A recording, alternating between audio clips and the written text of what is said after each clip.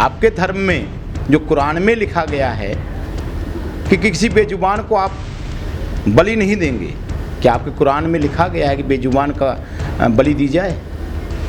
ये लोग कुरान के जो गाइडलाइंस हैं उससे भटक चुके हैं। त्रेता युग में या तो राक्षसों ने ये गलत काम किया था और कलयुग में या तो ये लोग कर रहे हैं। 3 त्रिमूर्ति दीन मोहम्मद, बिलाल अहमद और इमरान सैफी जी ने, और ये जो ISI के एजेंट हैं, मैं कहता हूँ ये ISI के एजेंट हैं।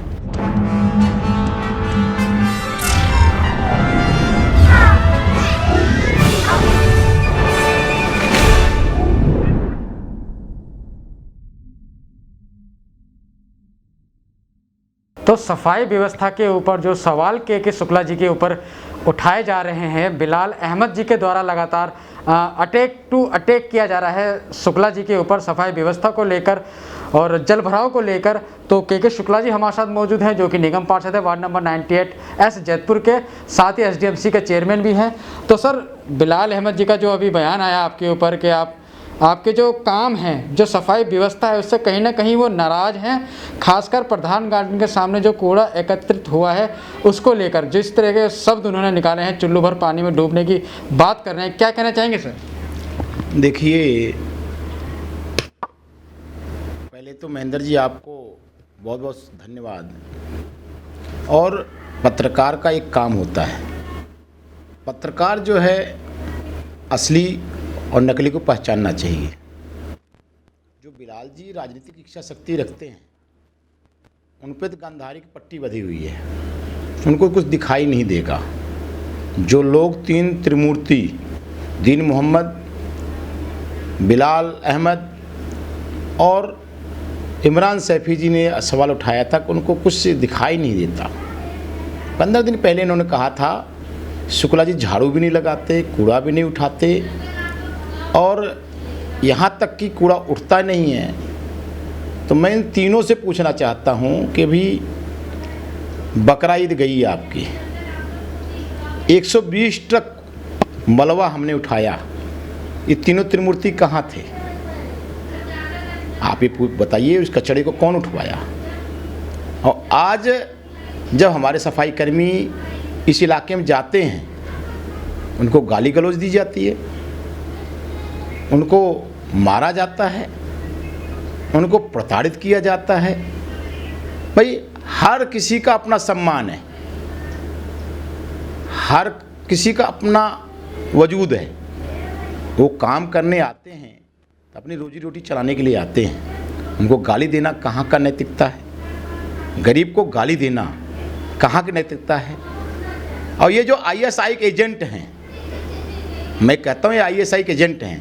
गरीब चाहे किसी मजहब का हो, किसी धर्म का हो, गरीब गरीब होता है कि सुलह हर गरीब की मदद करने के लिए तैयार बैठा है, हर गरीब के साथ खड़ा है। 3 तलाक शुदा जो औरतें हैं, क्या ये लोग इस पर कुछ कमेंट करना चाहेंगे क्या? 4 बच्चे पैदा हो गए, तलाक दे के आप भाग गए, ऐसे गरीबों के बारे में आप कब सोचेंगे? आपके धर्म में जो कुरान में लिखा गया है कि किसी बेजुबान को आप बलि नहीं देंगे, क्या आपके कुरान में लिखा गया है कि बेजुबान का बलि दी जाए? मोहम्मद पैगंबर ने क्या किया था? कुरान क्या कहता है? ये लोग कुरान के जो गाइडलाइंस हैं उससे भटक चुके हैं। त्रेता युग में या तो राक्षसों ने ये गलत काम किया था और कलयुग में या तो ये लोग कर रहे हैं। उस समय ऋषि मुनियों के साथ हड्डियां फेंकी जाती थीं और आज हिंदुओं या जो शाकाहारी लोग हैं उनके गलियों में हड्डियां फेंकी जाती हैं। ये कहाँ की नैतिकता है? जबकि आपके कुरान में लिखा गया है गंदगी फैलाना गुनाह है। आप कुरान को उठा के पढ़ें तो सही।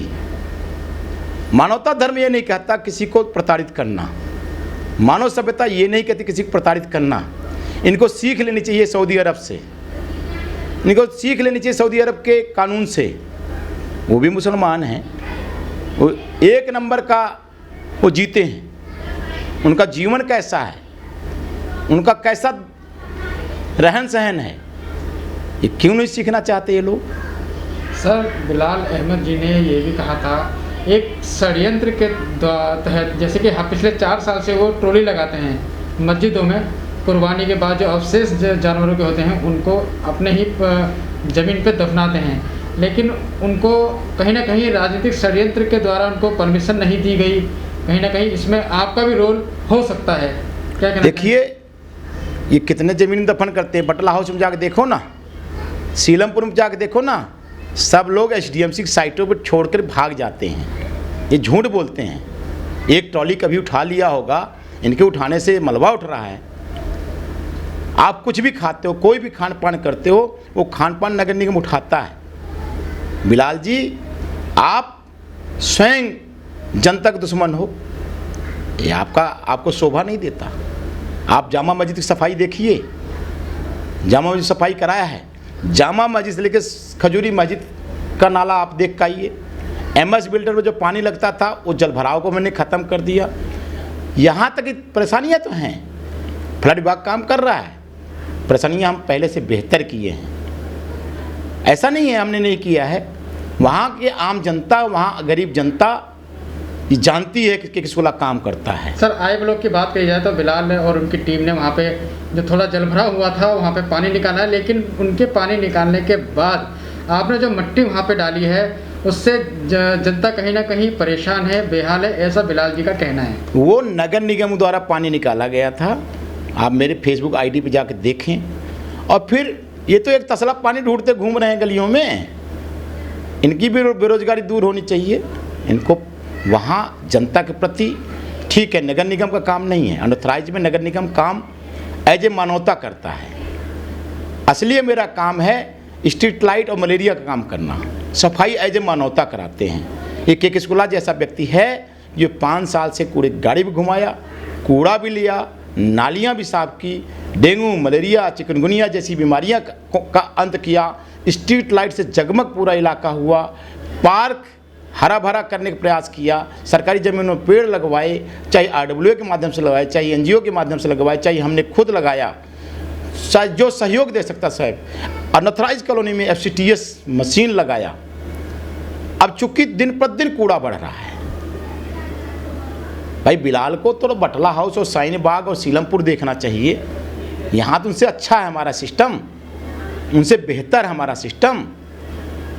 इसलिए इनको खान पान को बेहतर खान पान करना कोई गुनाह नहीं है, कोई कुछ भी खा सकता है, लेकिन खान पान को गलत दिशा में फेंकना, नाले नालियों में फेंकना, प्लॉटों में फेंकना, इन सब की आदत में शुमार है। प्रधान गार्डन की अगर बात करी जाए, क्या वो रोड कूड़ा मुक्त होगी या फिर उसको ढलाव घर बनाएंगे? क्योंकि एक ढलाव घर आप अर्पण बिहार की पुलिया पे बना चुके हो। देखिए, लगभग 2 लाख की आबादी हमारे वार्ड की बनती जा रही है और दिन पर दिन कूड़ा बढ़ता जा रहा है, और ऐसे हमें 8 ढलाव घर चाहिए वार्ड के अंदर। लेकिन इतने अगर सिविक एजेंसियों को काम तरीके से करना है, चाहे नाली की सीलट निकालनी हो, चाहे कूड़ा निष्पादन करना हो, चाहे खान पान का निस्तारण करना हो, आप फ्रूट खाओ, आप मांसाहार करो, आप शाकाहार करो, सब में कचरा निकलता है। आप कपड़ा पोछा लगाते हो, पोछा भी हमारी जान को पड़ता है, झाड़ू लगाते हो, झाड़ू भी हमारे पास पड़ती है। सब प्रकार के निस्तारण करने के लिए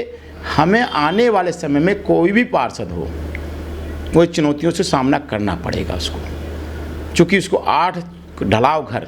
एक बार इन्होंने कहा था कि न्यू फ्रेंड्स कॉलोनी की बात इन्होंने कही थी। बिलाल जी, थोड़ा न्यू फ्रेंड्स कॉलोनी में जाइए, कॉलोनी के बीच में 8 ढलाव घर हैं, आप चेक करें ना। जामा मस्जिद के 1 नंबर गेट के सामने ढलाव घर है, वर्षाउल्ला जो चौक जो है उसके सामने ढलाव घर है, सड़क प्रेम नारायण पे आम आदमी के बीच में ढलाव घर है, जामा मस्जिद के सामने जो एक गली गई है उसमें ढलाव घर है, यहाँ तक कि जो रामलीला मैदान है जहाँ जिसको अजमेरी गेट बोलते हैं वहाँ ढलाव घर है। इन्हें पता क्या है? सिविक एजेंसियाँ जब मानव सभ्यता में ईश्वर ने मानव बनाया तो मुंह दिया, तो पेड़ दिया, तो उधर दिया, तो आप अपने घर में टॉयलेट बना रहे हो आज की डेट में, क्या पहले हमने उसमें मॉडिफाई किया? कूड़ा उसी वार्ड में डलेगा, वहीं से उठेगा। ये ईश्वर प्रदत्त है। उठाना नहीं सिविक एजेंसियों का काम है, इसमें कोई दो राय नहीं। ढलाव घर नज़दीक इसलिए बनाए जाते हैं कि देखो DDSIL जो काम करती है सुबह 8 बजे से लेकर के 1 बजे तक करती है। 8 बजे तक तो काफ़ी ऐसी पब्लिक है जो ड्यूटी चली जाती है, उनको सामने कूड़ा घर चाहिए जहाँ वो कूड़ा का निष्पादन करके चले जाएँ। सिविक एजेंसी को उठाती रहती है, किसी को दोपहर में समय मिलता, किसी को शाम में समय मिलता है, खान पान सबका है। ये तो अनैतिकता है। आप किसी सिविक एजेंसियों वालों को काम नहीं करने दोगे, आपका जीवन कैसे बदलेगा? बिलाल अहमद से पूछो 5 साल पहले क्या हुआ था। चिकनगुनिया, मलेरिया, डेंगू से लोग भयक्रांत हो गए थे। ये तो KK शुक्ला जब से आया है, यहाँ न डेंगू हुआ, न चिकनगुनिया हुआ, न मलेरिया हुआ। हमने काम किया है, नगर निगम ने काम किया है।